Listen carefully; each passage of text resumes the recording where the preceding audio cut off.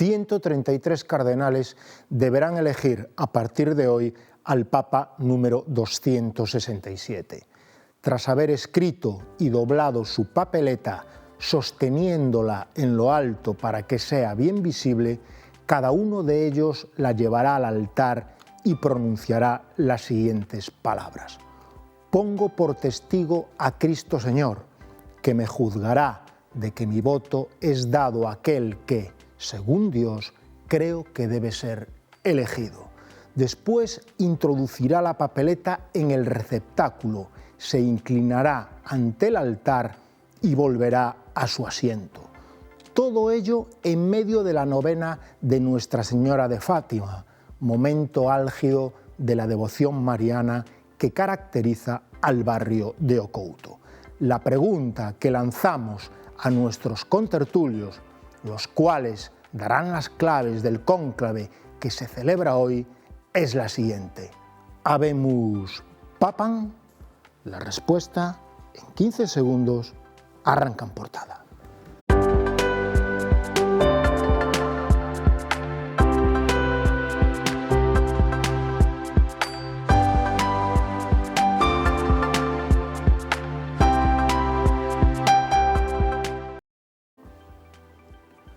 Buenos días, señoras y señores. Hoy miércoles 7 de mayo iniciamos el programa 2415 de En Portada y lo hacemos para abordar posiblemente el cónclave más mediático de la historia, en una jornada en la que el diario La Región también destaca otros tres grandes titulares. Uno de ellos se refiere a que las empresas ourensanas alertan del impacto de la reducción de la jornada laboral. Ayer el Gobierno aprobó el proyecto de ley para rebajarla a 37,5 horas semanales en el Consejo de Ministros, aunque se prevé que su recorrido parlamentario sea bastante más espinoso por la oposición inicial tanto del Partido Popular como de Junts. Otro titular de La Región señala que el Tribunal Superior de Justicia de Galicia confirma la pena de 22 años y medio de cárcel por el crimen de Belle. Y por último, La Región refleja en su portada que el alcalde de Ourense mantiene la hora que prometió eliminar y aumentará los ingresos por multas, según se desprende del borrador de presupuestos que pretende llevar al Pleno el próximo 23 de mayo. Pero volviendo al tema del día de En Portada, esa radiografía sobre el cónclave que arranca hoy en el Vaticano para elegir nuevo Papa. Para analizarlo contamos con Álvaro Rodríguez de Uña, periodista, compañero de La Región y especialista, entre otras muchas cosas, en los asuntos que atañen a la Iglesia Católica. Bienvenido, Álvaro. Muy buenos días. También contamos con el delegado de Cáritas en Ourense y analista habitual de En Portada, José Ángel Feijóo Mirón. Bienvenido, José Ángel. Muy buenos días. Y por último contamos con el delegado de medios del Obispado aquí en Ourense, que fue vicario parroquial de Ocouto durante 11 años, Jorge Estévez. Bienvenido, Jorge. Buenos días. Vayamos pues sin más dilación al tema del día, el cónclave que arranca hoy para elegir nuevo Papa, un Papa que necesitará al menos 89 votos de los 133 cardenales que están, por decirlo así, llamados a las urnas. Álvaro de Uña, periodista, ¿cuáles son las claves fundamentales que debe tener el espectador para entender bien lo que se cuece hoy aquí, a partir de hoy aquí? Bien, en primer lugar decir que se trata probablemente del cónclave más abierto de los que se hayan celebrado quizá en los últimos años. Primero por el número de votantes, va a ser una cifra histórica. Creo que es probablemente el momento en que más cardenales vayan a entrar en la Capilla Sixtina, y eso que también hemos visto que durante los últimos días algunos de los que pretendían participar se han ido quedando por el camino por distintos motivos. La segunda clave es que la mayoría recibieron el capelo cardenalicio, fueron designados cardenales por el Papa Francisco, con lo cual su legado, sus lecciones, sus ideas van a ser mayoritarias. En tercer lugar, decir también que hay mucho secretismo, como no puede ser de otra manera, y después de escuchar durante varios días esa frase de no soy profeta, no puedo adelantar un resultado por parte de varios de los representantes de la curia, ayer por primera vez se atisbaba un cierto perfil de cómo debería ser ese pontífice, cuando antes de la celebración de la misa, desde el Colegio Cardenalicio, se abogaba por una figura que tienda puentes y que sea un prelado de paz. José Ángel, por lo que veo en los medios de comunicación se están barajando muchas quinielas, muchos favoritos, algo realmente increíble. Entre los favoritos está Pietro Parolin, que es el gran favorito que ponen los medios de comunicación, las encuestas. ¿Tú por dónde? Sí, eso, vamos, lo bueno de esto, por lo menos a los católicos, a mí me alegra como católico, que realmente la figura del Papa sigue siendo muy relevante a nivel mundial. Es una figura que sigue, bueno, pues llamando mucho la atención y concentrando muchas opiniones y muchas ideas. Yo creo que, como nos explicó Álvaro, algunos elementos que hay que tener en el cónclave, pero creo que hay un elemento fundamental al que no ha hecho referencia, que es la inspiración del Espíritu Santo. Es decir, los católicos creemos que estos señores, los cardenales que se reúnen allí para elegir papa, son personas que viven su fe de una manera muy intensa y que cada uno de ellos, lo hemos visto durante estos días, tienen una historia personal realmente llamativa. Si cogemos la historia de cualquiera, de Parolin, de Matteo Zuppi, de cualquiera de estos de los que se está hablando, veremos que es una historia realmente muy llamativa y que son unas vidas, yo diría, casi martiriales, ¿no? Entonces no nos podemos olvidar que en la elección del Papa entra en juego algo que los católicos tenemos muy claro, que es la fe y la inspiración del Espíritu Santo. Todos estos análisis que se hacen a nivel humano están muy bien a veces para los políticos, pero el Santo Padre, el Papa, no es simplemente un jefe de Estado del Vaticano, es muchísimo más que eso. Entonces esto no se nos puede olvidar, porque así sucede que siempre nos llevamos una sorpresa. Los que ya tenemos alguna edad y hemos asistido pues ya a la elección al menos yo he asistido a la elección ya de 3 papas, Juan Pablo I, Juan Pablo II, Benedicto, bueno, ya vamos por... Y al final siempre sale alguien que no se espera. Entonces, eso en este caso, pues quizás sea más difícil, porque sí es verdad que se han analizado la vida mucho más de muchos de los cardenales, ¿no? Pero no nos olvidemos que puede haber sorpresas. Y en medio de todo esto, Jorge, los actos con motivo de la novena de Nuestra Señora de Fátima en Ocouto. ¿De dónde viene el fervor por Fátima en Ocouto? Bueno, pues me contaba don José, yo estuve 11 años cuando don José, el que hizo el santuario, don José Álvarez, estaba todavía de párroco y me contaba que a Orense, a la diócesis, llegó una imagen peregrina, la imagen que hoy está en el santuario, llegó de Portugal, como andaban muchas imágenes peregrinando inmediatamente después de las apariciones por distintas diócesis de España. Llegó la imagen orense y recorrió todas y cada una de las parroquias de la diócesis durante mucho tiempo, un año casi. La esperaba en una parroquia, la acompañaba hasta la parroquia siguiente y eso creó, pues lógicamente, una devoción grande a la Virgen de Fátima, que en aquel momento pues, las apariciones habían sido unos años antes. Y cuando terminó esa peregrinación, pues no había en donde, diríamos que no tenía ningún sitio asignado la imagen de la Virgen de Fátima para quedarse. Y entonces don José, que tenía el encargo de hacer una parroquia nueva en el Couto, él estaba celebrando misa porque no había iglesia en la capilla del Santo Ángel y entonces él le pidió, don José era un hombre con mucha vista, con mucha intuición, y le pidió al obispo que llevaran la imagen para el Couto y entonces ahí barajó ya la posibilidad de hacer el santuario. En aquel momento incluso cambió los planos que había para hacer la iglesia de San Francisco de Regis, que así se iba a llamar la parroquia del Couto. Cambió los planos para hacer un santuario tal y como quedó ahora. Y entonces don José decía siempre que la devoción, que luego le cuidó muchísimo y que aumentó, pero que nació en el hecho de que la Virgen recorriera todas y cada una de las parroquias de la diócesis y la gente empezó a conocer la advocación de Fátima, la espiritualidad de Fátima, y luego hay que decir que él la cuidó muchísimo e hizo el fenómeno curioso que hasta hoy es esta novena de Fátima. Él intentó que hubiera homenajes de los distintos sectores de la diócesis, grupos, asociaciones, instituciones deportivas, folclóricas. Y entonces fue haciendo que eso creciera y realmente a la Virgen de Fátima se le quiera, y es un fenómeno no solo en el Couto, sino en toda la provincia.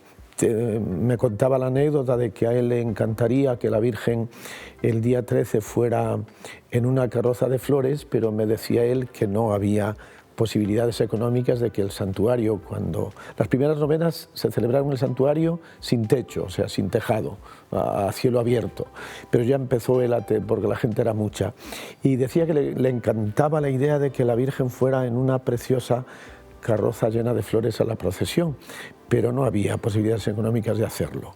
Y ahí le surgió la idea de la ofrenda floral de las madres de familia, que ahora es todo un fenómeno, y él dice, pues la manera de conseguir flores es, voy a proponerle a las mamás que traigan, así me lo contaba él, una flor blanca o rosa por los hijos vivos y una flor roja por los hijos muertos. Y ya ven en qué se convirtió aquella primera idea bonita de don José para, pues que ahora llegan flores para 200 carrozas, ¿no? Las flores que llegan se adorna la carroza y luego se reparten por las parroquias porque, bueno, entonces quiero decir que él fue capaz de engarzar aquel primer momento de gran devoción a la Virgen después de recorrer la diócesis para construir el santuario y para seguir aumentando esa devoción y cuidando esa devoción a la Virgen. Álvaro, nosotros somos periodistas, tenemos que analizar los nombres, muchos nombres están saliendo a la palestra, algunos no los conocíamos para nada, nos acabamos de enterar, nombres como Peter Erdó, Matteo Zuppi, Luis Antonio Tagle, el gran favorito, Pietro Parolin, son nombres que está conociendo la gente casi como si fueran grandes artistas o futbolistas incluso, ¿no? Hay dos grandes líneas, se prevén dos grandes líneas. Una línea continuista de la acción del Papa Francisco y otra línea más conservadora de regresar a unos postulados más moderados, ¿no? Es un asunto que se ha ido comentando durante estos días. En un momento dado se habla tanto de consolidar lo ya avanzado como de continuar.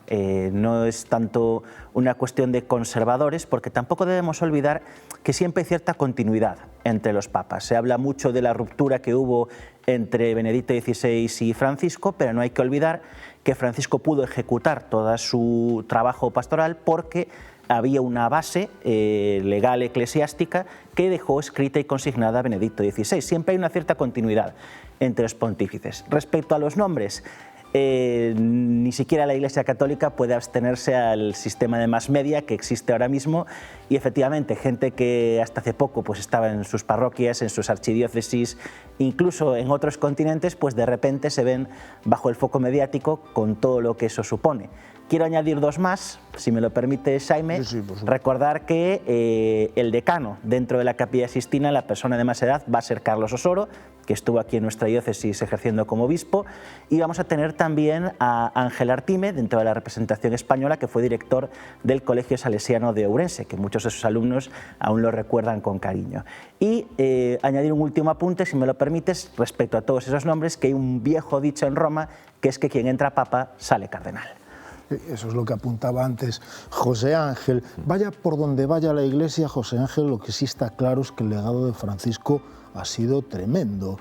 130 delegaciones, incluidos más de 60 jefes de Estado y 15 monarcas reinantes, acudieron a su funeral. Yo no había visto una cosa. Sí, ciertamente es muy llamativo, pero eso es un poco lo que comentaba antes, lo aglutinante que sigue siendo la figura del Papa, ¿no? Que es capaz de reunir, pues en este caso en el funeral del Papa Francisco, es capaz de reunir a personajes políticos de colores absolutamente distintos, ¿no? Y de realidades muy distintas que de alguna manera reconocen la labor también humanitaria, solidaria y evidentemente dentro de la Iglesia Católica que ha realizado el Papa, ¿no? Tenemos la suerte en los últimos pontífices han sido todos personajes realmente tremendamente relevantes, ¿no? Y la prueba es que han sido elevados a los altares, ¿no? Desde Pablo VI, que ya es santo, ¿no? Juan Pablo II, que también es santo, ¿no?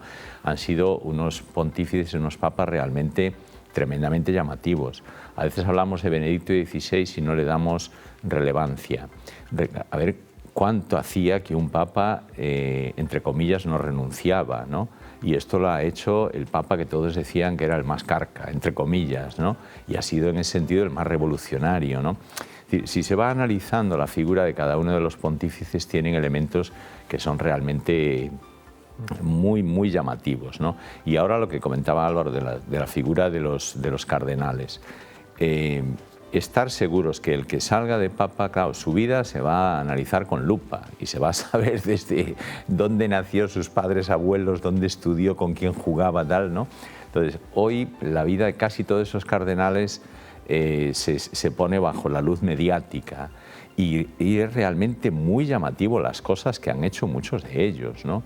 Es decir, de estos que a veces decimos así los nombres, pero cuando se escarba un poquito en su vida, y eso es algo que hay que reconocerle al periodismo, ¿no? Que hoy en día, bueno, pues nos pone delante de nuestros ojos la vida y milagros de tantas personas, ¿no?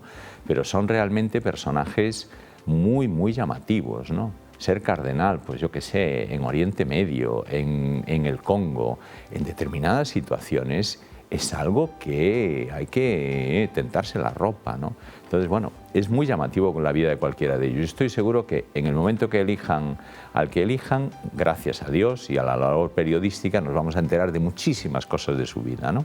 Que nos van a llamar la atención, seguro. ¿Y qué te parece Donald Trump como papa? Porque él difundió una imagen... Pues me parece es decir, creo que es una broma de mal gusto, pero que tampoco hay que darle más importancia. Es decir, lo peor que podemos hacer es darle importancia a una tontería. Es decir, yo creo que, bueno, es decir, todo el mundo se da cuenta que eso es una salida de tono, pero tampoco nos rasguemos las vestiduras porque un tonto haga tonterías. No sé. A mí no me crea más problema, ¿no? Bueno, hasta aquí la primera parte del programa. Hacemos un alto en el camino para publicidad y enseguida volvemos analizando el cónclave y la novena de Fátima.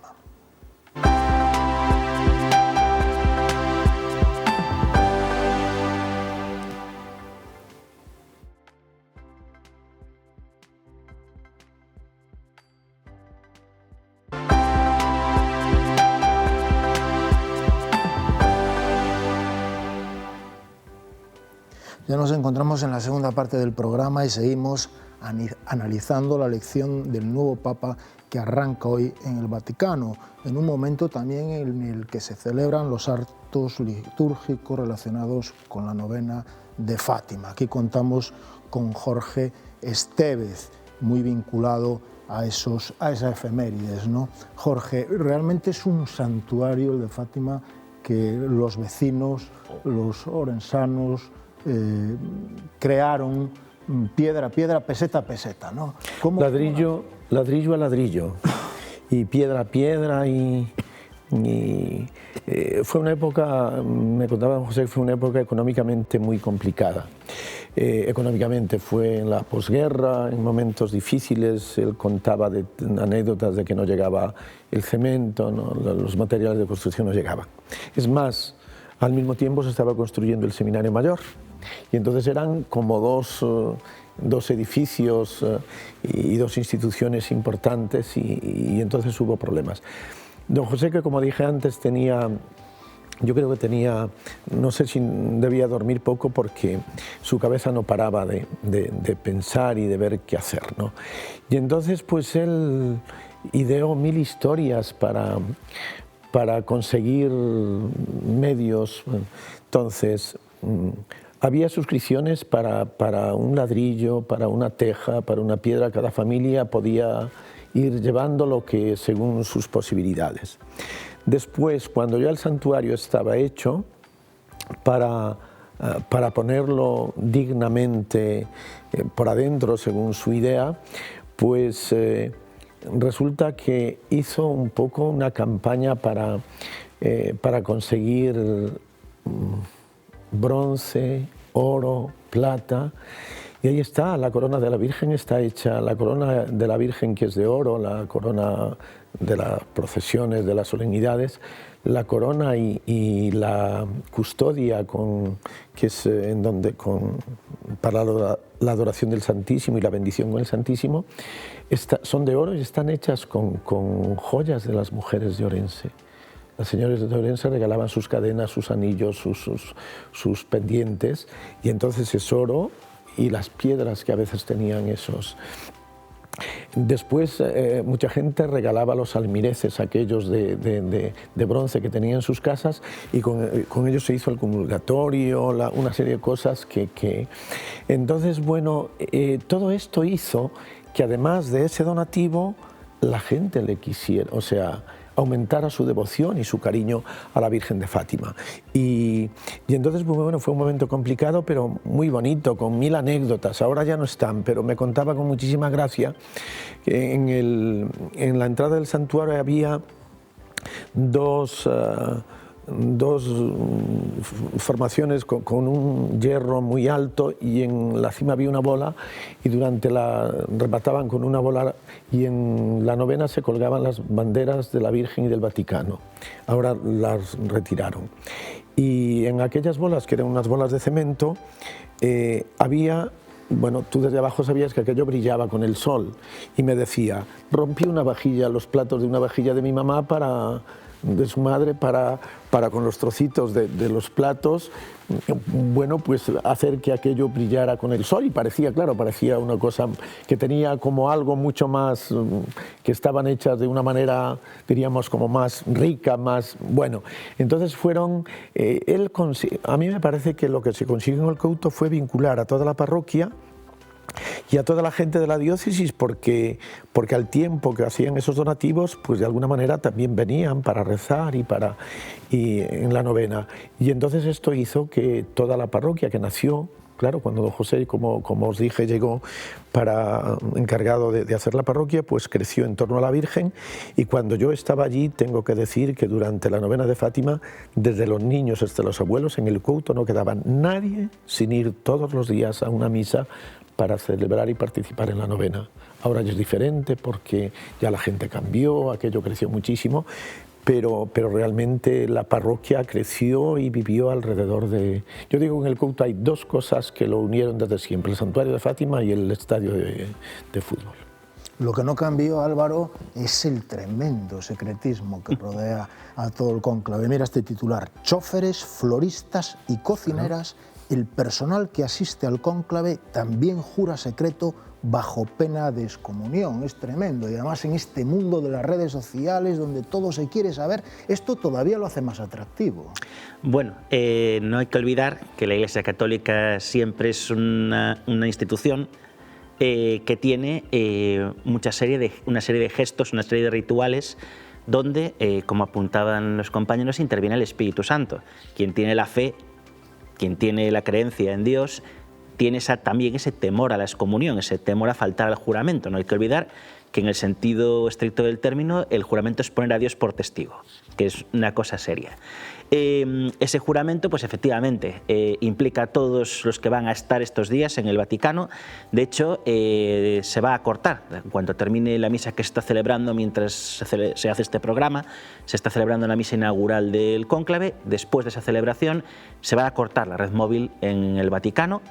Y esta tarde a las 4 será la última oración antes de entrar en la Capilla Sixtina y pronunciar esa frase contundente, ese extra omnes, todo el mundo fuera, después de lo cual se va a sellar incluso la capilla. Antes de eso también los propios cardenales van a repetir este juramento, porque, como también apuntaban los compañeros, se considera que hay una intervención del Espíritu Santo, por lo tanto la parte mundana no debe trascender. José Ángel, para ir ya despidiendo el programa, vamos a hacer una ronda con conclusiones. ¿Qué esperas del cónclave? Pues espero que nombren a un papa inspirados por el Espíritu Santo, y que seguro que nos va a llamar la atención, que seguro que nos va a confirmar en la fe y que seguirá siendo una gran referencia. Y solo un apunte: pensar que la Fátima está muy unida a los últimos pontífices, a San Juan Pablo II, la bala famosa que les trajeron está en la corona de la Virgen. En la corona de la Virgen de Fátima, en Portugal, ¿no? Sí, sí. lo que espero es eso, un Papa que realmente nos va a sorprender, nos va a llamar la atención y que continúe pues eso, siendo una referencia a nivel mundial en el ámbito social y para los católicos en el ámbito de la fe. Jorge, tremenda coincidencia, un cónclave y novena de Fátima. Sí, sí, y decía don Ángel muy bien que efectivamente los últimos papas están vinculadísimos a las apariciones de Portugal. De hecho, además de la bala que está en la corona de la Virgen, después Benedicto XVI, al inicio de su pontificado, mandó abrir el secreto que quedaba por abrir de la Virgen de Fátima. Quiero decir que todos visitaron el santuario más de una vez. Bueno, pues es significativo. Aquí, pues mira, yo ahora mismo diría que le agradecemos muchísimo a los actuales párrocos de Fátima, porque están trabajando todos estos años desde que asumieron la responsabilidad de la parroquia con muchísima ilusión para que la novena sea todo un éxito. Estos días son terribles, hay que trabajar muchísimo, hay que estar pendientes de todo, pero lo bueno es que la gente siga yendo por Fátima y siga rezando a la Virgen. Yo allí he visto en las celebraciones muchas cosas, pero las cosas más bonitas se veían cuando no había nadie, cuando el santuario estaba en silencio, que durante estos días en muy pocas horas, y de repente entraba una pareja, una familia, unos novios, se arrodillaban en un banco, a veces los veías llorar, salían con lágrimas en los ojos. Bueno, en definitiva es el cariño de una madre a la que vas a contarle y sobre todo la que va a abrazarte y animarte para que sigas luchando. La novena vale la pena seguir cuidándola porque nadie como ella para llevarnos al Señor. El lunes día 12 es el Día de las Madres, a las 4 de la tarde la ofrenda floral de las Madres, el siguiente día, el martes 13, la fiesta de Nuestra Señora de Fátima, a las 22:45 la procesión y el rosario de antorchas, sí, ¿no? Siguen siendo actos muy bonitos y muy seguidos. Muy bonito. Y esos dos, tanto la ofrenda floral como el rosario y la procesión hasta la catedral, con la misa de la catedral, son impresionantemente multitudinarios.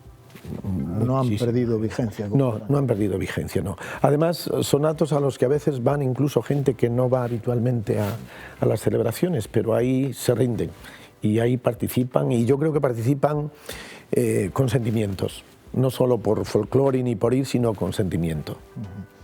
Álvaro, ¿cuáles son las claves que debe tener un espectador,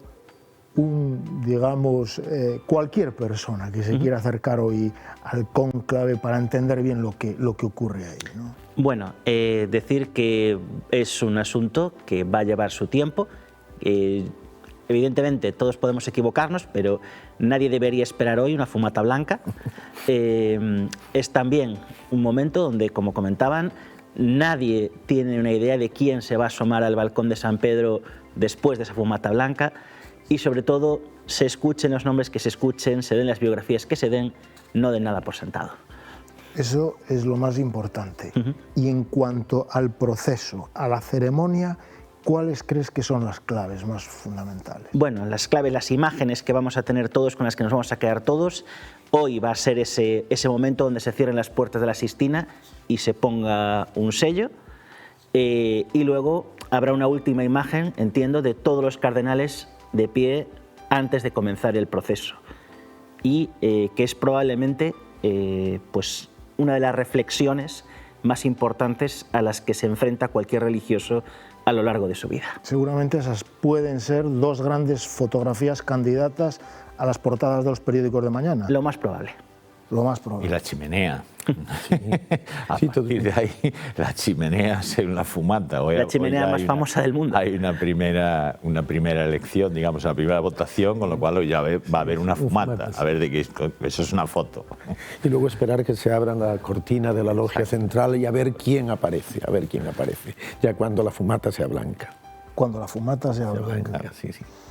Hasta aquí en Portada. Les esperamos mañana jueves a las 11:30 horas con el objetivo de analizar la actualidad ourensana. No olviden que pueden seguir minuto a minuto la actualidad de nuestra ciudad y de nuestra provincia, y también de lo que ocurre en el Vaticano en la web de la región, laregion.es. Muchas gracias por seguirnos.